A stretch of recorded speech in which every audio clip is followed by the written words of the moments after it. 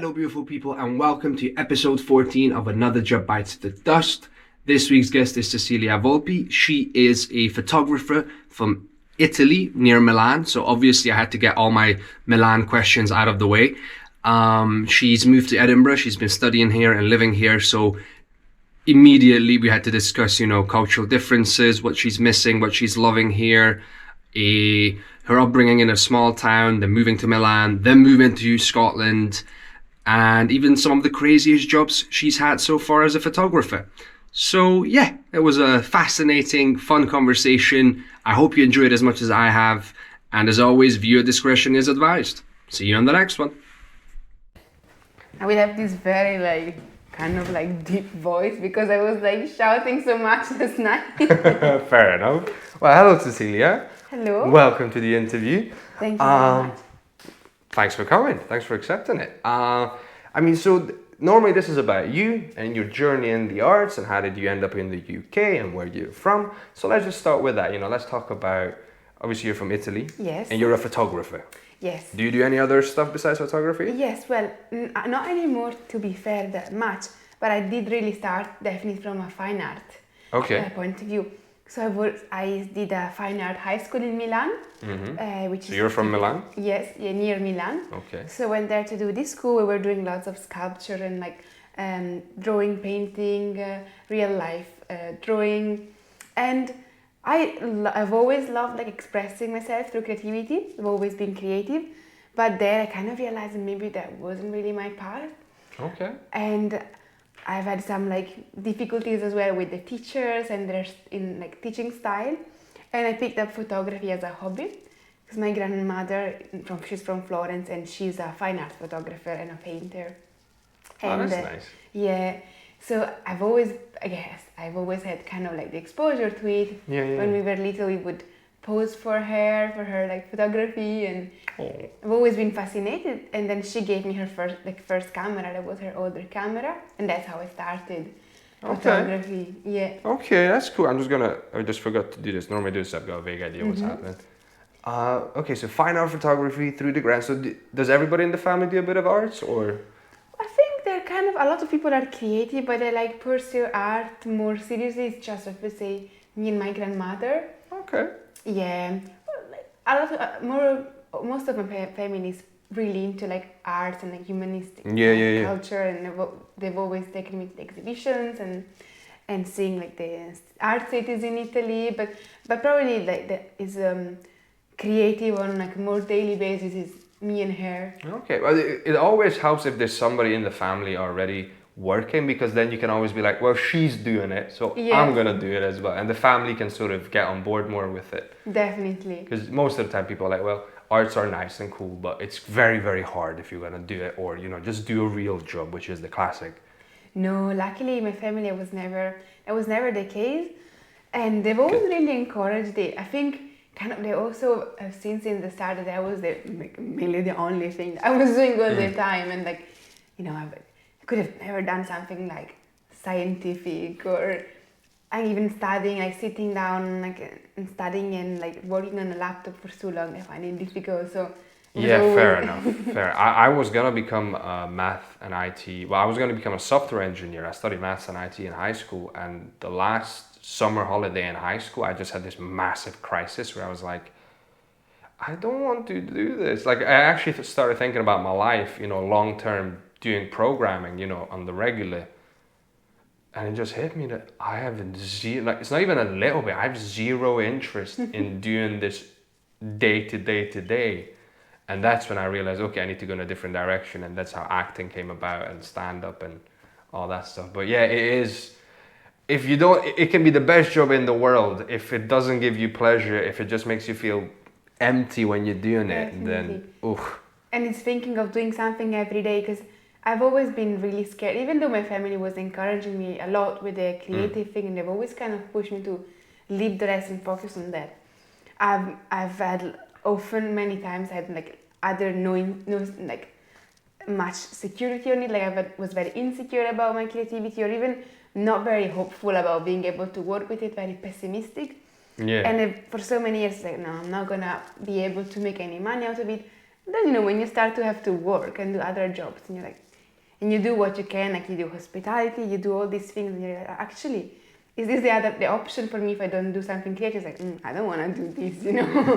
I really realizing that I really didn't want to, like you say, realizing what I really didn't want to do. It's this age, this sort of period is finding out what you enjoy and also what you don't enjoy. And I was the other day thinking about how it's very important to be aware of both. Like the best way, to have the full picture also means knowing the stuff you don't want, not just the stuff you want, because that's just part of the picture. But to like really focus in, really have a precise idea of where you want to go, you need to be aware of the shitty stuff as well. I was like, no, I'm not doing that.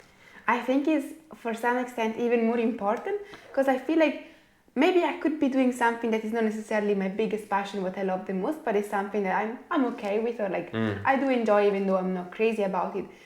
But then I just, not want to do something that really makes me feel miserable, and kind of realizing what really makes me feel like unhappy or like, not satisfied with myself. And then it's like, no, I can't do that. And then figuring out all the other things is like, actually, I don't mind it. I could do it. Maybe it's not exactly my final goal, but I can still, really putting on the side what actually makes you feel really like unwell or like unhappy. And but I tend to find that a lot of people, even like that's always the trap, was like you fall into something that it's okay, but it's not what you really want, not what you fully want. And you can get sort of comfortable in it, and once you've built a life around it, it can be hard to break out of it, right? But I do find that doing it for like, even doing the stuff that's okay, when it comes to doing it for years and years and maybe a decade, sooner or later people start navigating back to, you know what, I'm just gonna do what I really, really want to do, because it's always there. It's eating away at you of like, I genuinely want to do this, thing that's why I wholeheartedly want to get into. And even if you sort of compromise, you're aware of it, like it's there, Yeah, definitely. And it kind of, I think, when you compromise, you also kind of, it's difficult, but you need to also keep remembering what is your like actual original path. Sometimes compromising things can lead you to maybe like contacts or like skills, experience that can, add to your own, already like to your own existing skills, and it can lead you somewhere. But then you need to it's quite tricky, because most of people forget their actual path. So if you do it, okay, I have these things on the side, but which will help me either fund my project or like meet more people that might be potential collaborators or customers. But then also keep in mind what you originally want to do, and you need to have a thing to do that. You need to have be quite organized and have quite like structure in your head of how you are gonna be consistent with the that comes with the clarity of what you want, and then having the discipline and having the habits built up of like, no, this is, I'm coming back to this. Sooner or later it leads all roads lead to Rome. No, in my case. I'm sorry, exactly, you went away from Rome. I'm sorry, I had to get an Italian joke in there somewhere. Okay, well, I'm curious. So, obviously, you study in Milan, which is already wow. But you're from a small town outside Milan. What's it called? Buffalora sopra Ticino. Buffalora sopra Ticino. Okay, right. And are we talking small town? Are we talking village? Are we talking village / small town? 4,000. Okay. So I come from a town in Romania that had, I think, 200,000 people. So it's still a smaller town, but it's not 4,000. It's a bit more than that. But okay, so that must have been, what was it like growing up there, going to Milan, which is a massive city as far as I know? Oh, and he needed. I actually changed school. I started with a language school, because I really like languages as well. But it was in another small town, and I was like, no, I can't do this.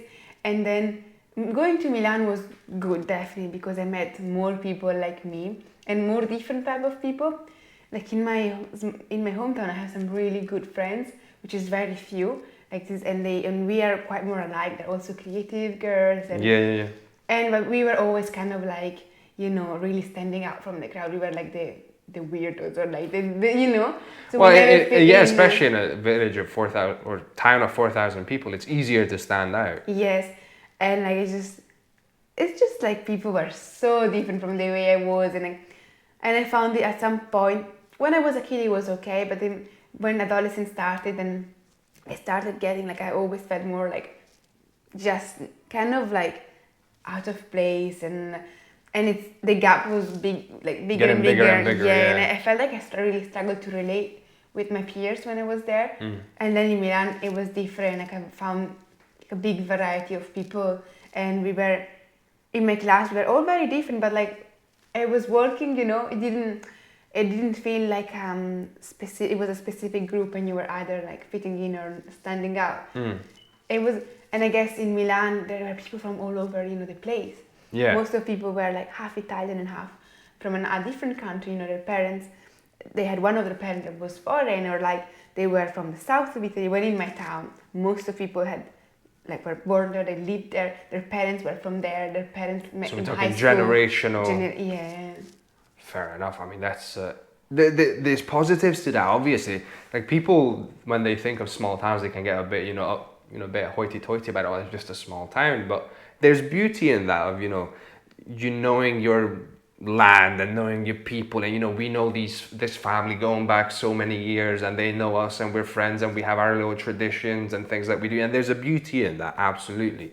But if it's not for you, like the way I felt as well, like I come from a town of 200,000, but I just felt there was not opportunities of the kind I wanted, and I just felt sort of suffocated. I physically felt like I need to get out. Like there was this pressure that I could feel it physically. I'm like, no, I need to go somewhere else.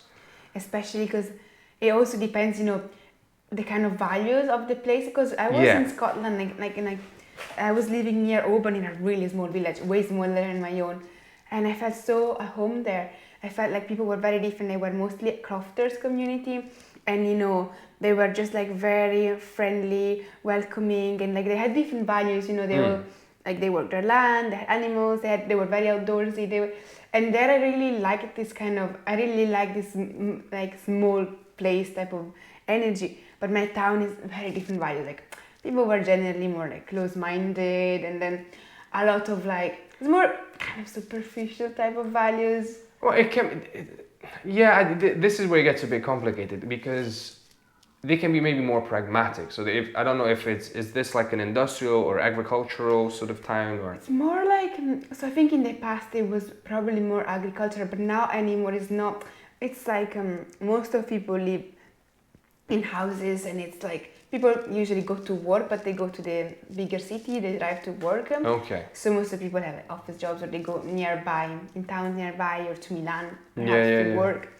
And it has more like suburban feeling, even though it's not exactly like city suburbs. It has definitely suburb feeling. And then people, despite we have a lot of beautiful nature around, and like fields, and like a kind of like national park, not national, but people don't even go there. Like people from the area, they would not even go like for a walk in the forest, but it's so close, So I think people live much more like city people. Like they go to the bar, there's like the small bar next to their home, they go to the hairdresser, but then they don't, they just kind of... it's a shame when people, like, it happens a lot. It's like you're right there and you don't know the stuff that's around you. It happens a lot. Like it's very common where you like start discovering the beauty in your general area after years of having lived there, or maybe even decades, and you finally go, we're not that bad. I should have just started looking around a bit more. It's it is something that happens, and then there's the whole small town, big city sort of dynamic of like, you're not city people, or there's so many different ways of people try to fit in. So small town people will go to a bigger city to like feel that they're we're somebody as well. We're not nobodies.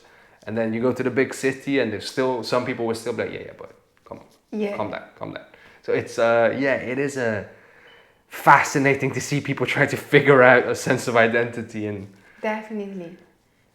And I find it like I either really like cities, or I like proper countryside with like more farming type of lifestyle. Like we were in Scotland, like crofters, but that my town is more the thing in the middle, like suburbs, and that's something I don't really like. I just everywhere, not just in Italy, you know. No, that is. I love big cities as well. Anytime I go to London, it feels like an adventure because it's probably the biggest city I've been to. So for me, I do love a city vibe because there's always something happening, something you can do, networking, whatever. But I do enjoy to relax. I love, the wildlife. I love going out. My great grandparents were in the village as well, so I would go spend the summers there helping out. So I do enjoy that as well. Yeah, there's a dichotomy there, but yeah, I'm definitely more of a city kid than anything else. So you went to Milan. I mean, I gotta ask about Milan. What's it like in Milan? Because like we read about it, we hear about it. It's in stories and movies, but what's it like? So it's a big city, but then to me when I was there, I was there mainly just for my high school time. Right. So when I was a teenager. So what, we taking 4 or 5 years or? It was 5 years of high school. Okay. I was there for 4. Okay. That's a decent amount of time to. It's a good amount of time. Unfortunately, I wasn't in the best mindset at the time, so I didn't probably make the most of it. I also being from outside, my friends, my classmates were from the city, so it made it very difficult for me to actually go out and do things because going back was always kind of tricky, especially in the evening. And were you going back every weekend or? And I was every day. I was taking the train for 1 hour there, 1 hour back. God. There. So but it was great. I used to love walking around after school, but I wasn't happy at all with Milan when I was there as a teenager. I mean, I was a teenager. So I mean that's the time where it's like you're trying to figure out your sense of worth and identity, and things literally fluctuate from I hate this to this is amazing to I hate it to Exactly. I was I hate these kind of, and then at the time I always just wanted to be actually funny enough in nature. So I would just come home and go cycling in the forest, and that's where I found the most inspiration from. But Milan, I used to make the most of the art scenario there. There were loads of exhibitions every month, and really interesting ones. In this museum, it's called Palazzo Reale. Okay. It's right in the center. They had amazing exhibitions, and I would always go on my own with my mom, with some friends, and then so I was good at kind of making the most of that. But I guess at the time I didn't really experience more the nightlife or the more social kind of fair enough. side. But the culture also, it's great. There is a lot going on. But I feel compared to other places, it feels a bit more out of, at the time it felt a bit more out of my reach. Not going to this exhibition and stuff, but more the creative world. It felt more exclusive. Even, it's very big there, the design and fashion industry, which is not exactly what I'm. It's Italy, so you gotta have some sort of fashion. Yeah, and I'm more interested in fine art or documentary type of work. So, but and there it felt very kind of high society type of thing, Even see, I don't know. I was kind of thinking, how could you enter this world? You see all these things happening. You see all these fashion photographers, really great photographers, living in Milan, being based in Milan.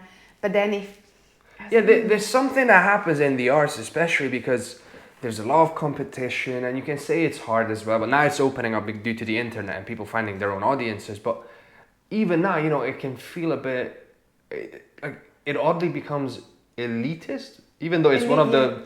The artists are famous, poor and working hard and doing so many jobs. But then once you sort of get into that circle, you can become the entertainment for the upper class. Definitely. And I think with stand-up it's slightly different because you're talking to people in pubs and stuff. But yeah, there is something about arts, and then people take ownership of it, and then it suddenly becomes too posh, and then again, there's this gap that it's completely artificial. Yeah. But it just becomes a thing that you're aware of, oh wow, if I could go to those parties, or I could just meet those people. Exactly, because that's how I feel it's in Italy a lot, is meeting those people, to get into most of creative industries, and it's and I think in Milan scenario I also felt they're very out of place. I felt I would stand out in my town, but then I also felt I really stand out in Milan so much, because in my hometown I was finding it too close-minded. everybody was like, you know, they had different interests from mine. But then in Milan, I felt like it was too artificial, or like very based on the appearance, you know, the way you look and what you wear, and I mean, a certain etiquette. And it's like I didn't have that. Yeah. I didn't really understand it, but also I felt like as a woman in Milan, you had to be a certain way. Okay. Yes, I don't know. That was maybe my experience as a teenager, being very insecure with my body and all that. But I really felt like you had to look like, you know, Milanese girls look always like they look perfect. They were always like super fit. They were always so put together, wearing the, you know, looking so elegant and spotless. And I think like that was the expectation, how you should. Sometimes like I was thinking about this not too long ago. Sometimes it can be mixed signals. So maybe not everyone says that, but enough people say that it stands out, and it can be. You could say it could be a misunderstanding, but it does happen that if you get these signals back and forth, and they're very strong signals, you know, in both directions, you end up, you know, you have to pick one, and it's very easy to fall into, you know, well, I guess that's what we have to do now, and there is. Yeah, it can be extremely unhealthy, especially at that age, and we all fall into something left and right. But yeah, and also there I was like, I'm not like these girls, you know. I don't feel even like them. And you know, sometimes even going to like public spaces, walking around, I would feel uncomfortable because for how I looked or what I was wearing. Even going to parties, like I even didn't feel like feminine or things. And then moving here, that was completely gone. Well, here you were Italian, and it's like whatever you said, you're like, oh my God, she's perfect. And yeah, people don't really care that much as well about, even in the, I think, professional circumstances, they are much more informal, and you can be much more yourself, I think.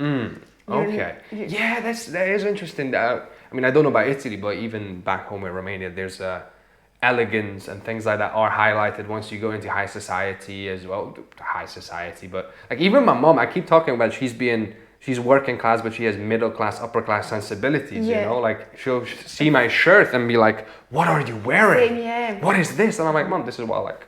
Yeah, I think in Italy it's like this as well. It's a matter of priorities, my friend said, and it's like there it's a big thing in a lot of, I think, European countries. The kind of like.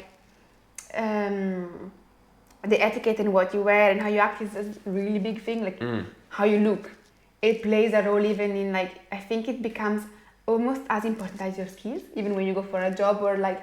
But first impression, but I think in long term the skills win. But definitely, but still, like, your look make a big impact in Italy on how like people perceive you. I thought I put this on airplane mode. Sorry, that's actually my mum. I did put it on airplane mode and then I unlocked it. I apologize. No worries. Cool, we're back on airplane mode.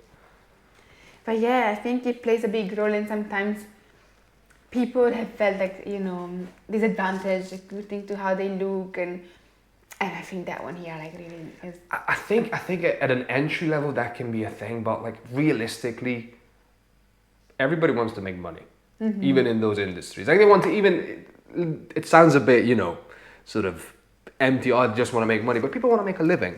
And at the end of the day, if you can show it with the skills and you can provide the goods, at some point people go, it doesn't really matter what you wear it. Because as an actor, I did learn it's all costume. It's all just, like, it's literally just, you know, you change your hair and you put a different cloth on and a different color. Character. Yeah, it's all make-believe. And a lot of people are not aware of this, I think. They just put a lot of emphasis and a lot of their identity into this, but it's completely just costume. It's as an actor, you get a lot of that, you know, you dress up, but that's all it is. It's all just dress up.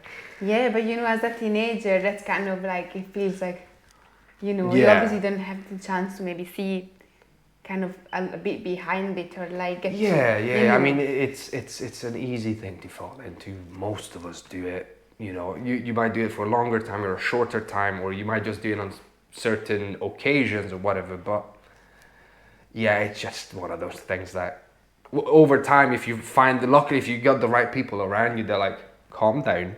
Yeah. Don't get caught up in all this nonsense. You can break out of it. But yeah, it happens to most people, I think. Definitely. And you know, it's still like now that like I used to really hate Milan when I left and when I was there, I hated it. Now every time I go back, I like it always more. Okay. Like, actually, it's not, especially what helped me to kind of start seeing the beauty of it. It was going with people that weren't from there, like my friends that I met here, and taking them to Milan and actually visiting it almost as a tourist or someone who's from out, a foreigner from it. And I really realized actually it's beautiful. You walk through this, you can't deny it's beautiful. Maybe it's not my favorite city. I like other cities better, but you can't deny. Yeah. Well, as a tourist, it's always different because you get to see the most, like you only get to see the beautiful part or mostly the beautiful parts of a town because you don't know what it's like when you have to, rush to work and you miss the bus or the bus is not on time and things like that. That's the only experience that when you live there. But as a tourist, it's a great way to experience the beauty and just the positives of anywhere. Definitely, yeah. Yeah, okay, fair enough. I mean, I am always fascinated by sort of every city has its own culture, and especially as you said, as a teenager, when you're still finding your own identity and your sense of worth, it is an extremely sensitive and again, it's like almost somewhat bipolar. It goes from like, oh, I love it, I hate it, I love it, I hate it, and it's an odd experience. It's just, I don't know. I love cities and cultures and stuff like that, so that's kind of cool. Did you discover photography? You were already doing photography in Milan? Yes, when I was going to high school, I was doing lots of photography on the side, and my teacher at the time, they would see some of my work, and one of my teachers especially, she was particularly encouraging me to pursue photography rather than fine arts, even though at the time I was actually maybe doing more drawing and painting than photography. Was maybe like 60-40 kind of like. I was drawing so much, painting every day. I had to do it more for school as well. And photography was this thing I would do on top of that, or like it would help me get inspiration for my drawings and what I would do when I was traveling or going around. But then I didn't receive a lot of really great feedback on my actual like painting and style in fine art. But then photography, everybody was encouraging it. And then I kind of thought, well, it got to the point where I really struggled with the fine art side because I really, how it is sometimes with art schools, like every professor has their own, they're never objective with art, they're artists themselves. Yeah, that's what I learned in hospitality, there's the standards and then there's the manager's standards, and it's the same with teachers, there's rules, but then every teacher has their own rules. And they all are artists and they have their own style, and some styles are like opposite from the one that I had, in high school, and they were really, even though they maybe denied, but they were really trying to kind of get students to kind of go more with their style, and they would maybe not purposely, but they would definitely have a little bias. For the people that had a style they had more similar to them, with art it can be so many things, even topics you're passionate about, and well, my one was not particularly I mean, it might not even be something like, oh, this is right and this is wrong. It's just the little things where you encourage or the reaction you give as a teacher, especially in front of kids, of like, oh, that's really good and that's nice. And that's nice. Can be like.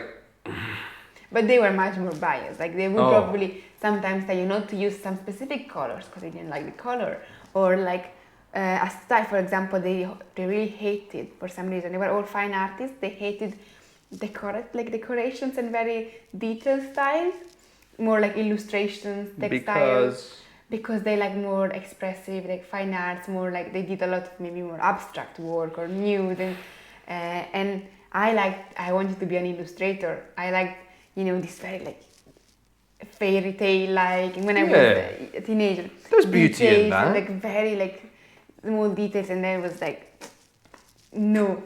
And so then, with photography, I felt like I was more free because no one actually was. It was doing it for yourself in your own time. And people were just, encouraging it. And so I was like, I'll just do photography. And I thought it might be as well easier to make money as a photographer. That was also my thought, because I was thinking maybe it's easier to be commercial as a photographer than as an artist. Yeah, absolutely. There's photography has a lot of avenues. I mean, Yeah. you know this already because we met on the set of Inner Devils, Yeah. fun fact. But you were stills photography there, and you were also helping out with the director of photography. So photography has so many like practical uses Definitely. Especially in our society, everybody needs photos, everybody needs images. in the age of Instagram. Yeah. And now video even more, I think, is becoming even more videos and something you need to keep up with the video. And are you getting into videography as well? Yeah. Yes.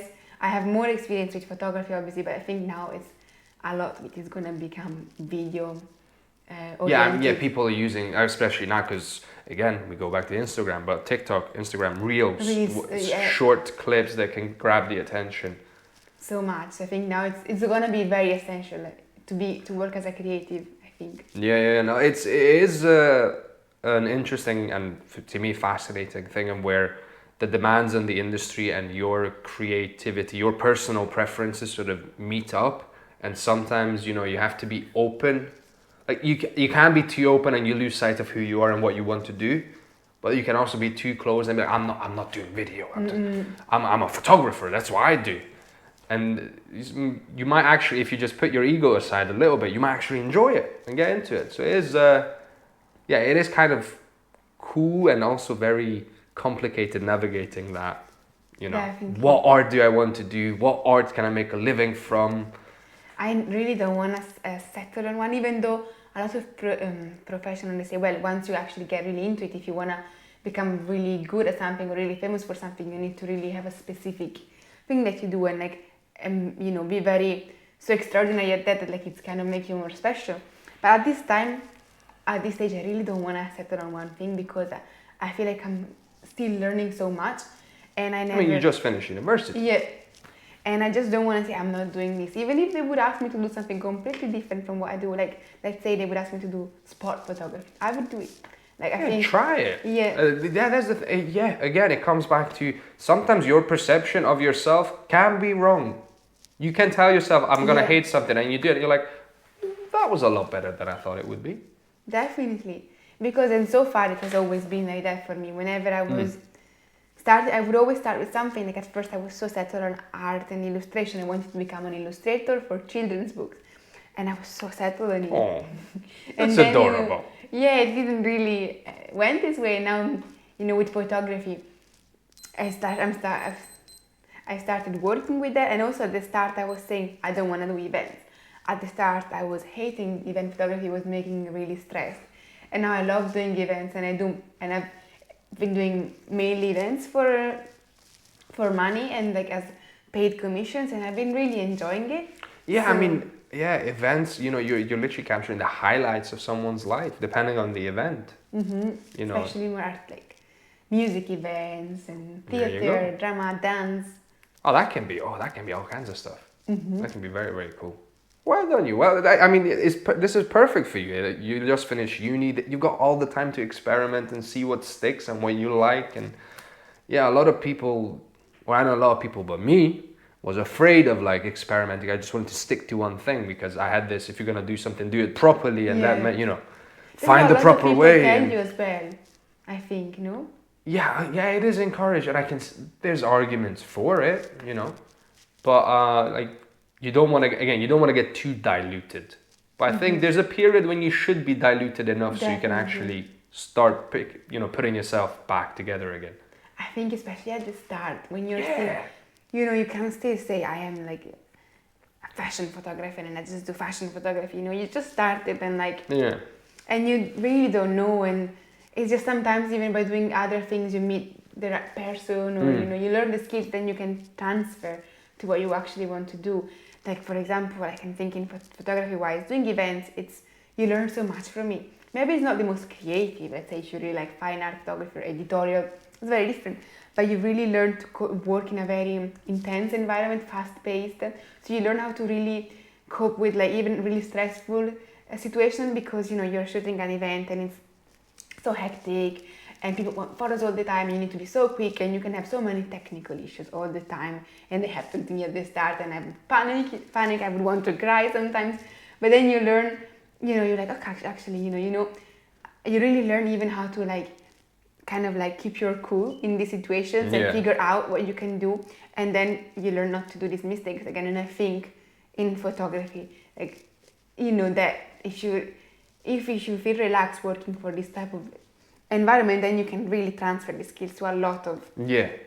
other types of photography Yeah, no, I mean, yeah, some skills. and other jobs in general. Yes, some skills are 100% transferable. Like, people think of arts as this very different thing, but it is very much a business and very much trying to make a living. And there's a lot of skills, demands, customers, deadlines, a lot of skills that are universally applicable to other jobs as well. Yeah, and even event photography, for example, has helped me a lot with my social skills, because you might not be the most social person, or you might be a bit socially awkward, but when you go, you need to, like, you know, talk to people a bit. Like, you're not gonna have maybe deep conversations, but be like outgoing, approach them, be smiley. There's gonna be so many people around you all the time, and that can be so difficult for a lot of people, I think. And then, like, that actually doing that so much makes you more relaxed, and even in other completely different jobs. Let's say even in customer service, like doing event helped me, because then I was much more comfortable around people, Yeah. talking and just, you know, so. Yeah, learning how to navigate people is a valuable skill to have. I'm still learning. I've been doing hospitality, and I'm at that stage where I'm slowly becoming detached from people, in the sense of, like, I'm not taking everything they do or say personally. I'm not invested as much, and it's great. I mean, once you sort of sit back and get to enjoy people for who they are, it's brilliant. Yeah. I am curious. So this has just brought up the topic in my head. What's the craziest, annoying, or just wild request you've had as a photographer? Like, as with customers. Customers can be crazy. I work in a Yes. restaurant; they can be crazy. I'm curious. What's the craziest you've had as a So photographer? many. I find that, like, So that's the thing, the main problem of, or like the downside of working for events, is that you're not really working necessarily for other creative people, so they have no idea of how long it takes, or like the process, you know. Well, Yeah. when you work, for example, even on a film set like we were doing, you're all with these other creative people. They have some similar knowledge to you. They understand the effort, the time you're putting in it, or like, Yeah. you know, the process.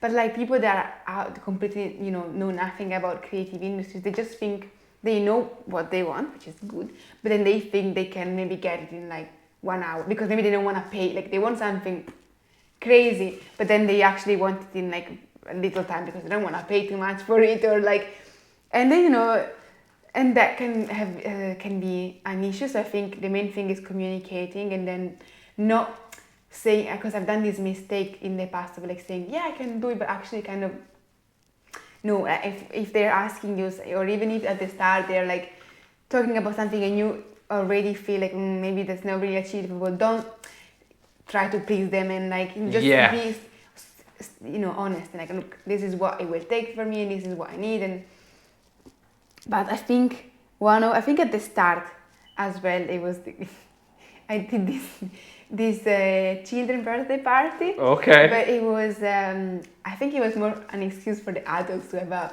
massive party. It was Okay, all, so if it's a children's party, but there's an entire room set aside with tons of many. alcohol, Yes. that might not be for the kids. I'm just saying. And it was actually fun. It was an Indian family, so it was a big Right. Indian community party, Okay. and they really loved. And the yeah, party. Indian parties can be massive. Yes. We know that. And it was like a wedding for me, even though it was a children's birthday party. And it was really intense, because it was a really long shift, and then it was one of my first as well. And I still didn't upgrade to my camera, so I was using one. I wasn't, you know, as fast and good as the one I Okay. have now, and a few technical things. And when I did all the photos, and then like it just kept on going, the party kept on going. And then when I started editing, like I gave in, I probably put something like, as final edited pictures, like over 200 photos, which is a lot. Okay, yeah, okay. And And the then- editing, I mean, are we talking just the lights, or are we talking like very minute? Yeah, like I obviously kept them more natural looking, but it was like adjusting the lights, cropping them and everything. I had taken more than 1,000, you know, from what event, Oh, definitely. God. And then I selected over 200 as final ones edited, and then like, oh, this is so little. They wanted something like 700 Edited. edited, and I was like, it was a bit like, not even for a wedding, you know, when then actually recently I've done a proper wedding and I 200 pictures is little. for a children's birthday party, over 200 pictures. So I'm an actor. I do headshots, and you get 8. You know, you get 4 or 5, and then you pay extra for 8. But that just picking 8 pictures is like. And I think if you actually maybe ask a really professional photographer, they probably send even less, you know, or they charge much more for all these photos.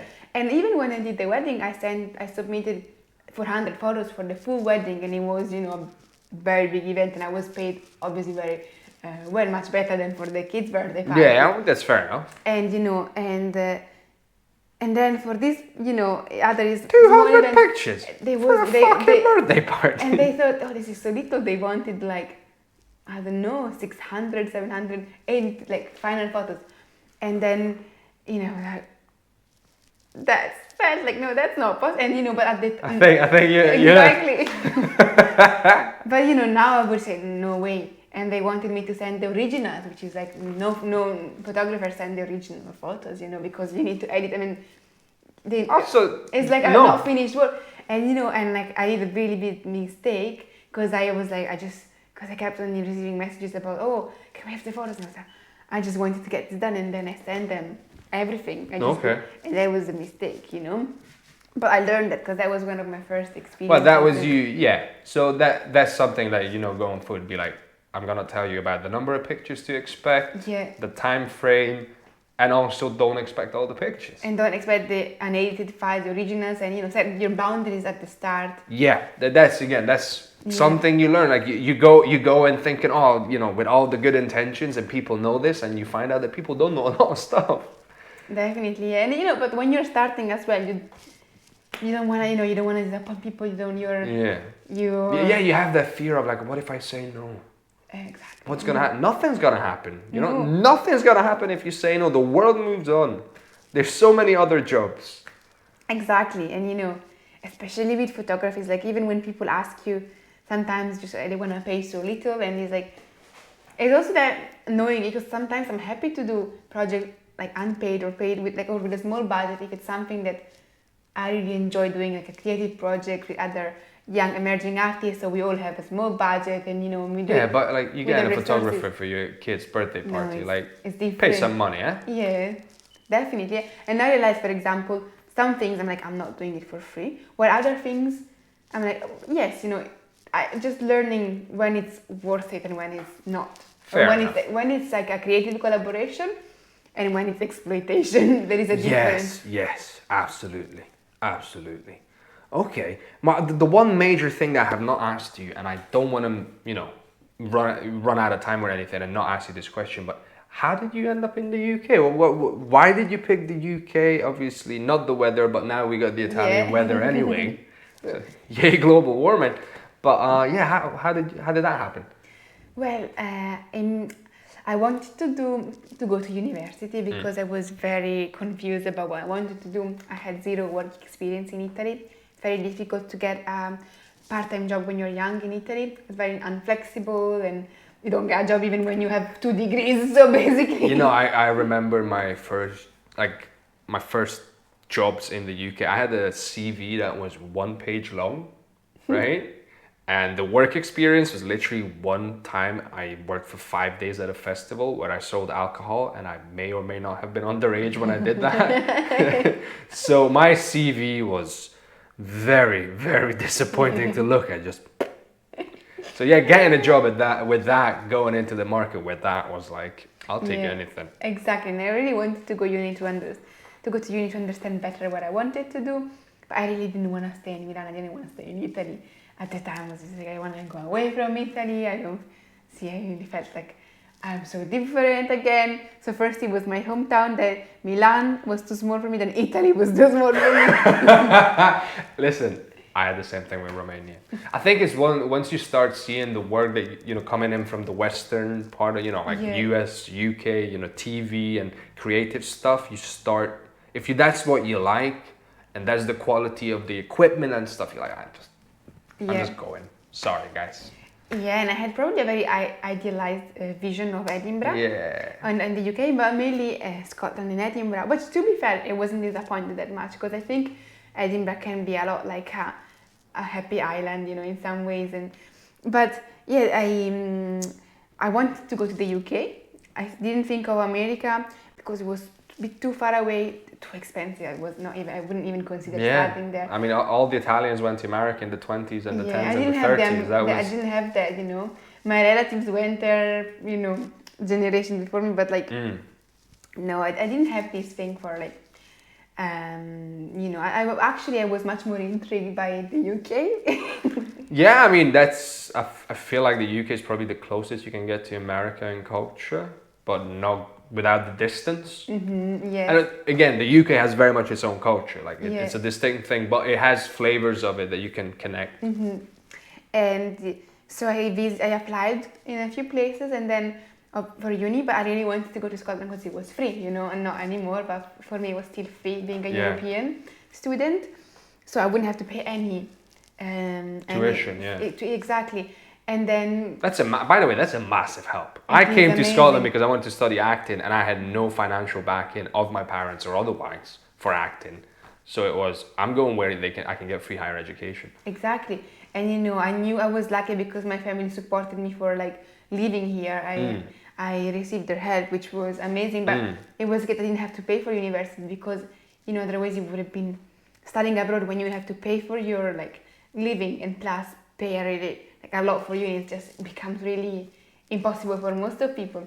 So made it much more, you know, achievable. And then I mean, I don't know about you studied, was it photography? Was that the course? Yeah. So I don't know how that works on a week-to-week basis, like how many hours you spend at uni and how much time you got to, you know, work part-time.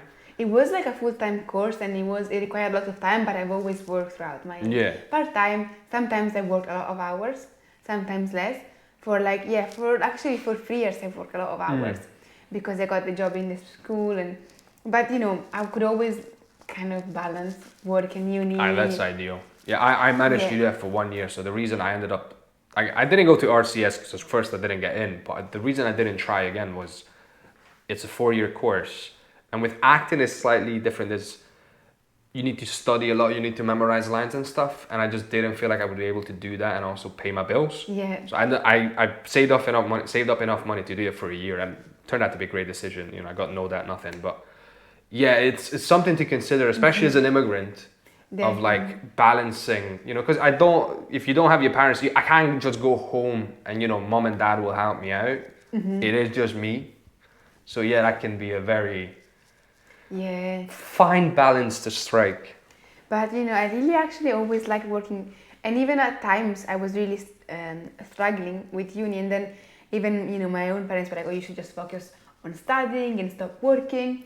But I actually didn't like it. I was just 1 month on my entire 4 years of university. I was just 1 month without working, and then I got another job because I just like to do many different things. I'm very eclectic. I'm maybe a bit sometimes distracted, but I really like to do like so many different things and because I don't like too much of a very similar routine like every day to do the same thing. So even having a part-time job or like even two and doing different things kind of really helped me to break the routine. And yeah.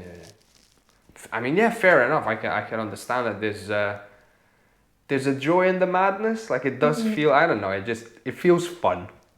Yes. If you embrace it. Yeah, and you feel like you have different lives, you know. It's not just like your student self, but you can like meet other people, be like a bit different and see a different like part of, you know. Yeah, absolutely. Now I'm finding it now. Like once sort of you've got your main thing that you're passionate about and that's motivating you, it's nice to have something else to like. I don't go to work to relax. I don't say that, but mentally in a way, it's like it's a little break. It's something else to do, and I also get paid for it. So it's nice to have the money. I'm never gonna say no to money. I mean, not never, but you know. Yeah. Go on. Okay, and then so you just decided to break free, you know, get a different. Yeah, and then I applied. I at first got rejected from universities in Scotland, and I was about to go to Cardiff instead, but it was I would have had to ask for a loan. Yeah. Which at the time you could still receive as a European, but then you have this debt. Yeah, you finish uni with, we're talking 27 grand or more. I don't know what was, because I know they upped it to like 9,000 now per year, unless I could be completely off on my numbers. I remember there was one time 9,000 a year. Yeah, it was that in England when I was looking. Which is wild. Sorry, it is. Yeah, and then luckily I managed at the last minute. Napier University told me that they had done a mistake in their like kind of rejecting people for their application system. They had some issues. So they asked me to send my my portfolio, and then I got an interview, and then I got in, and I was so happy because I've been to Edinburgh before, and I was in love with the city, because it was when I was a teenager I was a bit I like how gothic Edinburgh was. I was in that phase to say wow, What are you? So are you saying you were a goth? Is that what you're saying? I wasn't a goth, but I was a bit of like a moody child. I like gothic things. I wasn't the most. I didn't like. A bit of Linkin Park, just I've become so. Yes, definitely, totally that. It's a good song. Yeah, so I loved it. It was all like with these like dark buildings and like all this green as well. Yeah, it's a very like. Edinburgh is very photogenic. Yes. You can't take. I live in Glasgow and I love Glasgow, and I do take pictures in Glasgow. I take pictures for fun, right? And I do love Glasgow, but Edinburgh has a very specific, as you said, gothic and the architecture, and it's like almost a fairy tale kind of thing going on. And I love that. Now I'm kind of. And there's a bit of darkness if you go to the right spots as well. When I was 18, that was like, that was what I loved. I loved all these things. The more it was like gothic or like fairy tale like, and then the more I liked it. Now I'm more, now like I, for example, really like Glasgow, but when I was 18, I wouldn't have liked it at all. Fair enough. Now I will stand up for Glasgow. I love it. It's good fun. Okay, so just love the architecture, love the culture. And how have you been finding being a creative since? Now you finished uni. Obviously, you've been doing projects during uni as well. Yeah. How's that been for you, being an Italian photographer in Scotland? It was amazing, like especially at the start. I had obviously lots of kind of up and downs along the path, the whole path. But at the start, I was feeling like so high all the time, because I was so happy about being here, and it felt too unreal, too good to be real. Because for a while, I don't know if it was my attitude, because I was so happy to be here, and then maybe, I don't know, kind of everything felt amazing, or a lot of good things happened to me, but I felt really lucky at the start. Just like good things kept on happening, and like every time I tried to do something, every time I wanted something, it was happening. Like I would try to get a job and I got it, and then I would like the first job maybe it was just something like in a cafe, and then when it shut and I lost it, I've always wanted to work with kids, and at first I did find it very difficult here to do it, and then by complete chance I sent in my CV in like a restaurant to work there, and the manager calls me saying that she wouldn't offer me the job in the restaurant, but she was also working in a primary school, and she offered me to go for an interview there. And then I got this job, and at the start I really loved it, and I've never thought I could make this money like working part-time, because in Italy it's like completely, you can forget about it, and the job I was doing doesn't even exist. And just I was doing a job I loved. I was making good money with it. Uni was the first year was a bit easier. It felt really great, and lots of people. I joined societies. Everything was just. It felt like I was like someone needs to pitch me, because I think this can be real. Yeah, that is so weird, because if something feels unattainable, it's just a dream. When it's actually happening, it's almost like, oh wow, it's like.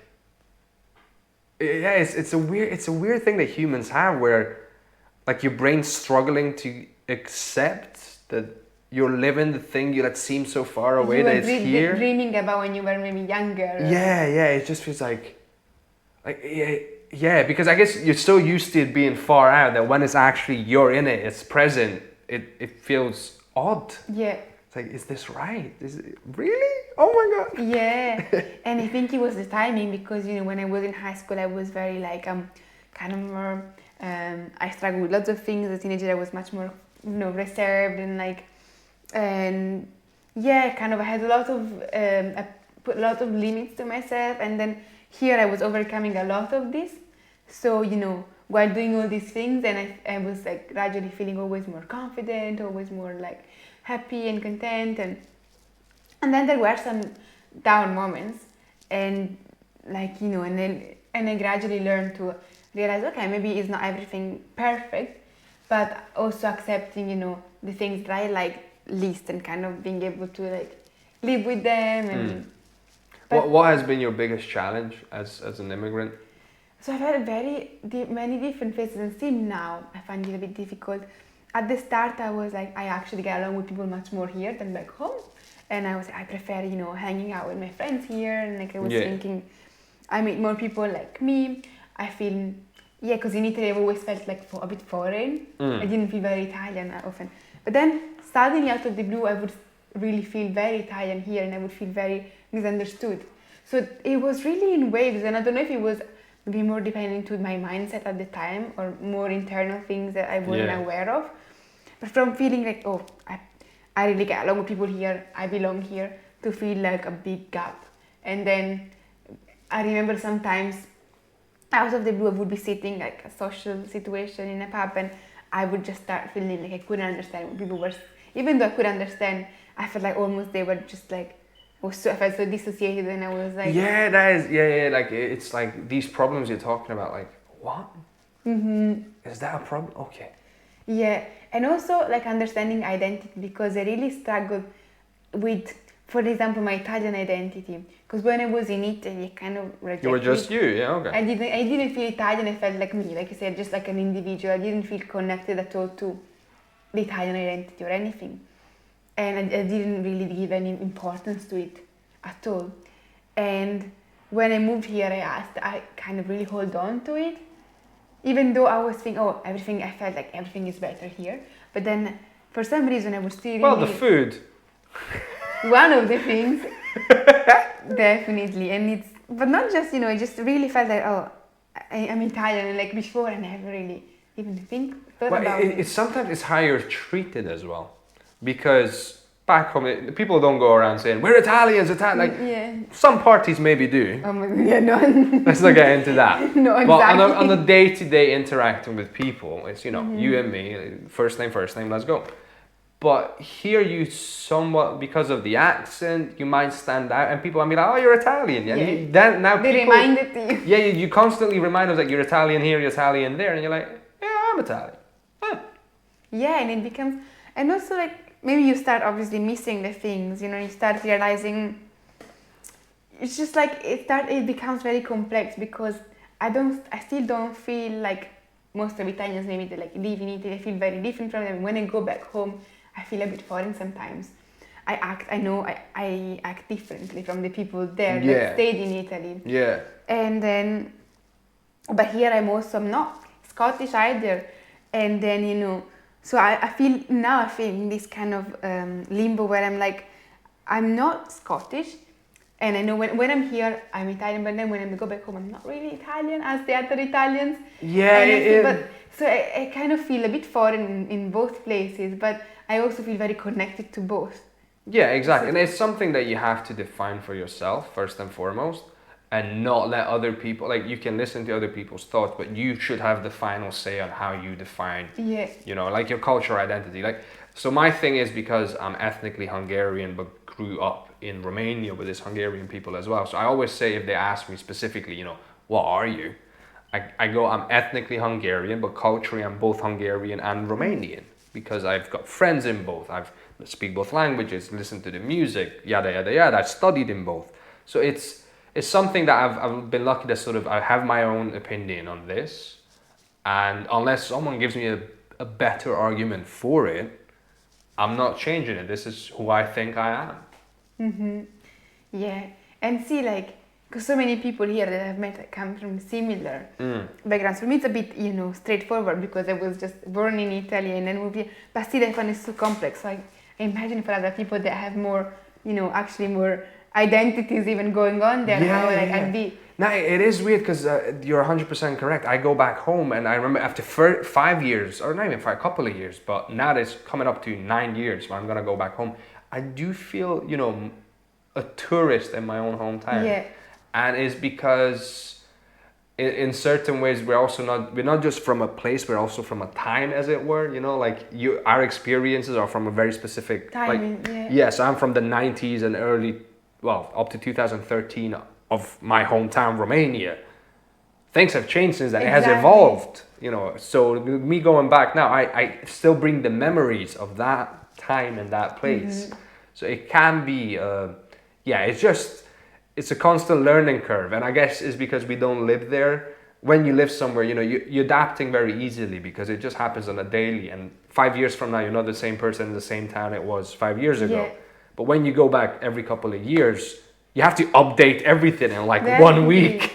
And It's like that shop's gone and we do something different now, and there's a new political party and there's a new thing, and people change their minds, their, and I've noticed that especially it's very fascinating, I find, especially if I can take the example of Italians, because a lot of Italians just emigrated everywhere in the world, and so you kind of meet Italians a bit everywhere, and I've really seen how the Italians that are abroad, how actually they're also really almost, they're the ones that are the most stereotypically Italians, I mean, and they're actually Italians because it's this feeling of wanting to hold on to your identity, but it's also your memory of your... Okay, so before we got rudely interrupted, we're back in with talking about memory of your place. Yes. Yes, and I've noticed how interesting it is with other Italians that live abroad. I've seen it, I've mainly met young people, so they were maybe more similar to me, but when I met this couple, and they were, the husband, he's Italian American. Okay. So he's very interesting, grew up like in the Bronx, and basically he moved to Italy, he moved from Italy, from the south, when he was a child. So then he grew up in the Bronx, and then from America, then he moved to Scotland, but he lived all his life away. He married still an Italian woman from his similar area, and then I went in their house, and it was, I thought it was mind-blowing. It was like mind-blowing, like a film set. It was like one of those, I don't know, Italian films you see about like Italian immigrants in New York, or even it just looked like a really old house in the south of Italy. But like I feel like now most of people in Italy don't have their house looking like that anymore. Yeah. But the style, the furniture they had, they just like the way they lived, it was like really stuck in time. Yeah, because you recreate, especially if it's a childhood memory, then it's like slightly becomes nostalgic as well. So it's slightly heightened. It's even more beautiful than it was when you lived there. Yeah. It was crazy. It was this house. It was from the outside. It's one of those typical like Victorian houses in Edinburgh. But then inside, it was like a film set, like, in the Italy of the 60s or something. Yeah, like a completely different, like what you see outside and inside, complete. They had the colors of the wall, the furniture they had. It was probably got like from antique shops, or like maybe from Italy even. They had, crosses, and then they had the TV in Italian, because in some way they managed to get like the radio system in Italian, and then the TV as well. They were watching the Italian channels. Oh, and then it so was like, hi, Grandpa. And then they cooked for me this meal, and I was like, how did they manage to get these ingredients? It tasted like what you would eat in your like grandparents' home. I don't know, in Italy, like, they had these tomatoes. They were like, I don't know where they found them in Scotland, but they made this seafood. But they made this like seafood pasta. It tasted like in a restaurant, and I was so shocked. They had all these things, that recreated all these things, and even the food they were using, it like tasted like Italy and looked like Italy, but not even the Italy that I know, like another Italy. Yeah. It's like the Italy that I've seen in films, or like really old people houses. But they, they're not that old, but they still have their house looking like, I don't know, a great grandma would have, or and it was so fascinating. I found even the way he talks, it's just like he was stuck in time, It was in something that probably if you go there. But that's a generational thing, the slang, the phrases, But like if you would go to Italy and talk to someone of their age living there, it would be different, because like you say, Italy has changed, people now They act a different way. They decorate their house differently. They dress differently. They speak differently. Yeah, because they've adapted along the years, Yeah. but he's preserved the memory of. Yes. And it's still like really this memory that is from like so many years ago. It was. The man so is a time fascinating. capsule. Yes, it was really interesting, you know. And I think, and also because a lot of Italians living in Italy, they might be like frustrated because, you know, they're there in, like you were saying at the start, in their daily life and all so they see all the problems and the things not working, they're always complaining about it in here. But then they, you know, people that I've met here, like it's just, a lot of them are, I mean, they're really happy of being here and they wouldn't move back, but they're really like, you know, they Happy to be from Italy. Yeah, and like for example, I started cooking and I never used to cook. I hated cooking. Everybody in my family was so good at it, and I only had tuna from a can, you know, that's what I had. And here I started cooking and I started looking for like recipes, and now I'm like, you know, going to the grocery trying to find the more like authentic like olive oil. Yeah, I mean, walking and here, things. I saw, was it the Loca something de Gusti? Locanda de Gusti. Locanda I de totally Gusti. recommend. You should go. Yeah, I was like, oh, that looks so nice, isn't it? You know, from Napoli and stuff. And I looked at the prices. I was like, yeah, that looks very nice. Too bad for Well, being, it's like- for Edinburgh. Keep in mind, I come from Glasgow, right? Yeah. Edinburgh prices are different. I think for Edinburgh it's good. Like it's obviously for like a special occasion, but it's not too bad if you go there, you know, for like a nice meal out or like and the quality is really good. I hope so. Yeah. I look at the menu and I was like, it better be good. Yeah. Better be amazing. It is. But yeah, no, like I started like loving cooking, and for me it's, for example, a bit Like of a that way fish to- needs to sing to me while I eat it. It has to be that good. Yes, it was singing to me. Okay, good. Fair enough. Fair enough. Yeah, so and I started, for example, listening to Italian music and things I never used to. Yeah, that's the thing. Yeah, it's like, do you mean Italian pop music or do you mean Italian? No, older music. Yes, I know, right? Oh my God, yes. No, pop music I still don't like it. Italian. I don't mind. Actually, I've got Romanian songs that I do like. I probably have some Italian songs that I like. Is it Zucchero? Yeah. I like it to this day, yeah. Yeah, and it's all these things that when I was home I didn't really care about, and here because it's probably maybe like a sort of coping mechanisms to kind of just keep in touch with my Italian identity or like. Yeah. And it's interesting, I think. Yeah, I've got my Romanian podcast, comedians that I put on every now and again. I've got like I've got Hungarian music, Romanian podcasts. I'm listening to an audiobook. So I've got my days where I'm like, I need to get some of my culture. You know, I need to keep it going in my head. Exactly, not just like put it in a box and leave it there. Because then the annoying thing is when you like start forgetting words, and that's just normal because you don't use them. But then after a while you're like, okay, I really need to get my words back. Definitely, and like even struggling how to make a sentence because you learn how to even make a joke or just like chat to people. The phrases, the terms. In English, and then in Italian or in Romanian or Hungarian is different. And then sometimes you go home and you build the sentence like wrong, or like you would build it how you would do it. Yeah, here. so people look at you like, you're talking a funny Hungarian there, a funny Italian. Yes, people asked me if I was foreign in Italy. They thought that my Italian. Someone asked me if I was Romanian actually, which is Well, really that's nice. Thank you very much. Once they asked me if it was a Romanian lady who asked me if I was Romanian. Okay, so she was looking for like, oh. And then another woman in my hometown asked me if I Was was she an old Romanian lady? She was in her 40s. She Okay, wasn't that no. old. Because like old Romanian ladies spit on you. That's the thing, and they don't do that. So basically, the tradition with old Romanian ladies is they do it to all sorts of young people. Like, oh my God, you're so beautiful. So just so you know, when you meet an old Romanian lady, get ready. No, she was like Romanian but living in Italy. So she had her kid in Italy and she spoke Italian perfectly. And she heard me speaking Italian and she thought I had the Romanian accent, which was so funny because I don't even speak Romanian, you know. Oh, bless her. She's like trying to be like, hi, you're one of us. And then I got a woman in my hometown thinking I was an American student on an exchange in Italy. That was also hilarious. Did she not know that you're from that town? So obviously she No, because I never there. Like, so you know, and that's like, it's impossible that you don't know someone in that town. So, You get 4,000 people, right? so you must be an American exchange student. I love it. So all these things are like, what? Yeah, that's the thing where again it's the identity where you have, if you, I mean, it's not that you're not careful. There's some people will start being, well, you weren't here, so you know, you know. So that's why it's important to have your own criteria, and you know, this is who I am. This is who I believe I am, and I'm not change it for, you know, unless I've got a better argument. Yeah. But you don't let other people, you know, like, oh, this is what you are. Okay, that's what you think. Bye. Yeah, yeah, I don't know. It's fun, and obviously it's funny and it's exciting. Sometimes it can be a bit uncomfortable. It's so many things all together. Just figuring out who you are, and then how people see you, and especially as you're moving through different countries. Yeah. And yeah, it's a trip. I'm not gonna lie. I like it. It's Me fun. too.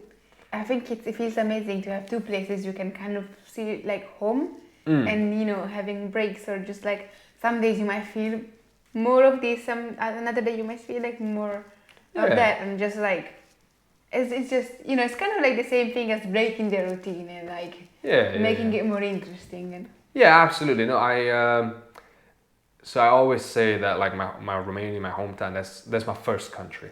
That's why I say that's. I mean, always say homeland or things like that, but now I've got to that stage that's like, that's my first home, and no one's ever gonna take that away from me. That's my first home, but I've got a second home now.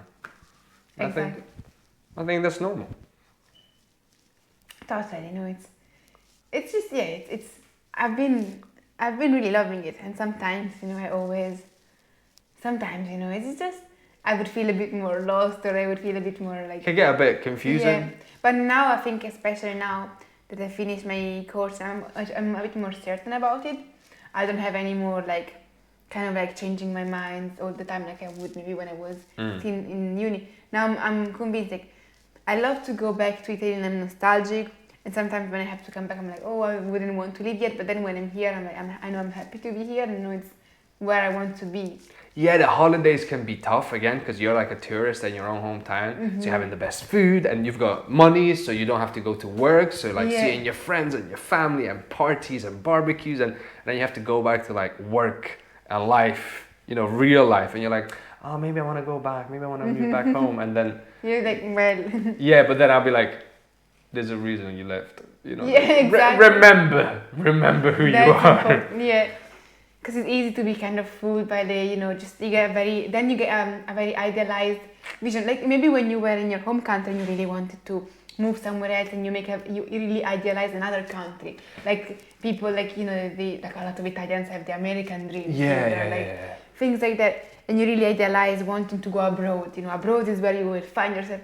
Then when you're abroad, sometimes actually you idealize your own home country, because when you go there, you're always on holiday, you're a bit spoiled, and everybody wants to see you. And it can be a false positive impression, of like a too positive impression, because you're tasting the best of everything. Yeah. And the family is happy to see you. Everyone's happy to see you because they haven't seen you for so long. You know, it's not like when you show up for like the fourth time in a week at your cousin and it's like, what do you want? Yeah. Okay, come in. Okay, I'll speak to you in a minute. I've got something going on. It's not that, you know. It's like, hi. Yeah, exactly.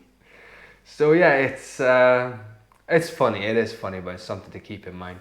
Also, I was lucky enough that I didn't have a completely idealized picture of moving to the UK because when I googled Glasgow, yes, the Glasgow knife crime map came up. So that if anything, I was a bit worried about coming to the UK. I mean, I was still optimistic, but there was an element of like, help me, Jesus. Well, it's different, you know. Edinburgh is like, you know, because I've seen it, and you come here as a tourist, and it's like also pretty with the castle, and then, but then I'm someone who idealizes things, so that's a problem. I tend to do it. Like when I'm doing something new that I find exciting, I'm like, make feelings. It's the best one ever. Yes, I'm a bit like that. So. Yeah, like nobody tells you about the junkie that's gonna be hanging outside the flat, and you're like, oh god, I need to go downstairs now. You know, it's like, I really had a very idealized vision of Scotland, and now I think living here, and even for 1 year I kept on idealizing it, and now I've learned to see the things that I disagree with or I don't really like.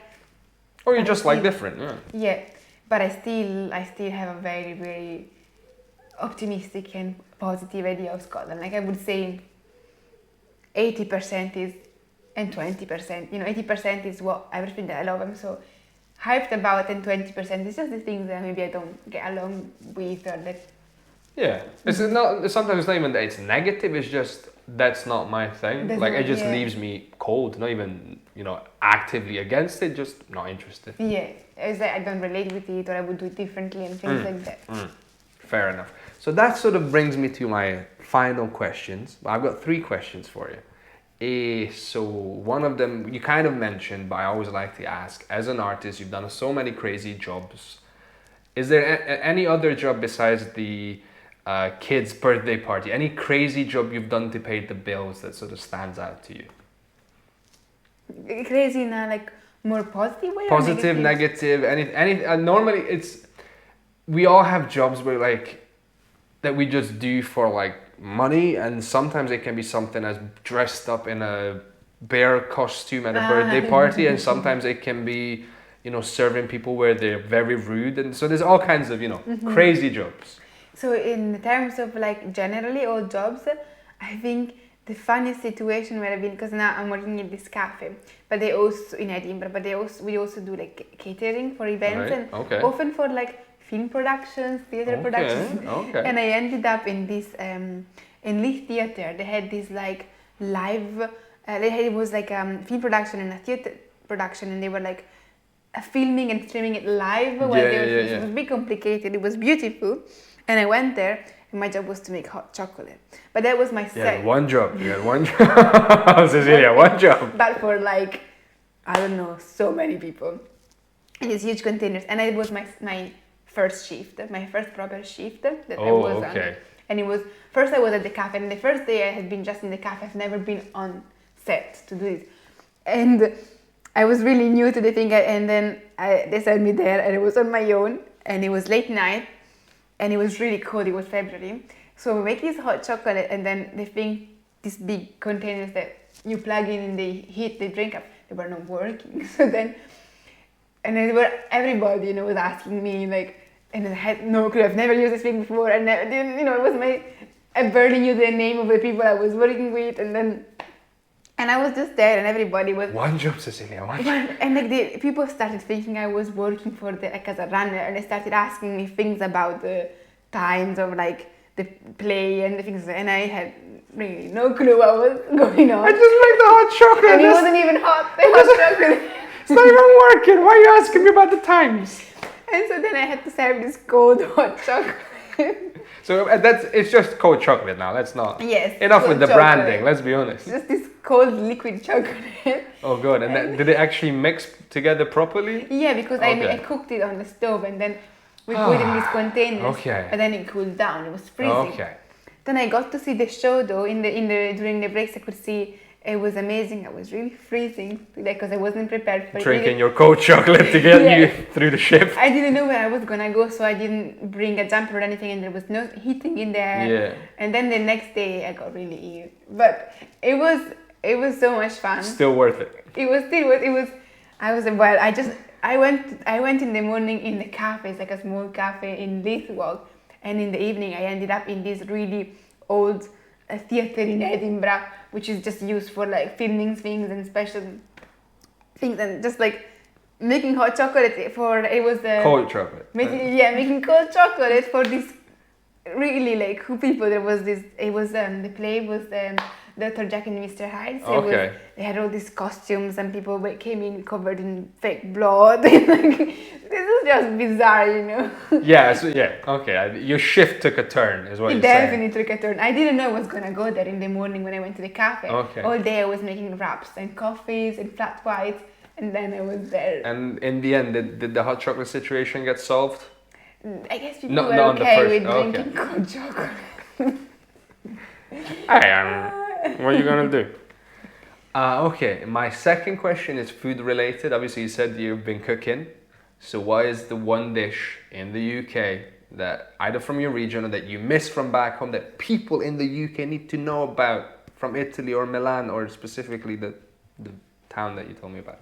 So I think from my hometown there is not many interesting food because it's in the north. The cuisine is kind of the north of Italy became a bit more like the UK. So people have there is less cooking tradition than in the center and the south. So I would definitely pick a food from center or south. The one you like. This is about you. Let me think. Well, my favorite is the parmigiana. It's the aubergine parmigiana. Okay, So keep it's, talking then. This is what I need. I haven't eaten all day today, but this is what I do to myself. Let's It's go. so good. I've made it once. It's very elaborate. So you need to fry loads of aubergine slices, and then you make it's like lasagna, but instead of the pasta, and there is no meat in it, you do layers Is you of vegetarian? fried. Yes, but I'm flexible. Yeah. We had this chat Yeah. on set. So you make layers of fried aubergine, and you put tomato sauce that you make in a pan with basil and everything, and you put mozzarella, aubergine, tomato sauce, mozzarella, and then on the top you put more tomato sauce and parmesan, and then you bake it, and it's so good. Mm-hmm. But I hate you a little bit right now because I'm hungry, but keep talking. it's just so good, but it takes like 2 hours to fry all the aubergines. You know? Yeah. Aubergine is, unless you just put it in, like I had aubergine last night, just put it in the pan and stir fry it. That's the easy stuff. And you need to fry them more, and then make them like soak the oil, and then layer them, and it's so good. Okay, that's fair enough. That's a good dish. Anything else? Any dessert we should know about? Dessert? I'm thinking. I really love this, maybe because a lot of them are more like common, and if I think of something a bit more unusual that people wouldn't know, I love these things called brigidini. They're, I think, from Tuscany. Yeah, they're from Tuscany. I don't know exactly which area, but you find them everywhere. And they look like crisps, right? They come in packages kind of like crisps, but they're bigger and they're sweet. And they are these really thin cookies that actually look more like crisps, but they taste like anise seeds, like the... Oh, the stars. Yes. Star of anise. Yeah, exactly. It's that kind of flavor, and they're really good, and they're crunchy. And Interesting. they're very strange. And you can't compare them to anything else. You just need to try them. I love them, and you can eat them just like crisps, but they're so good. But they're sweet. Okay, nice. My final question is, when are you going to reveal that you are actually Shakira's evil twin? Any plans? Is there gonna be confirmation? Are you gonna take over? How am I gonna take over her? That's the really plan. soon? She's getting towards the end of her career. Yes, so when she goes to prison, they'll bring you out. Yes. Be like, I make it a bit more like Mediterranean. fair enough. Well, I think that's all my questions for today. Thank you very much. No problem at all.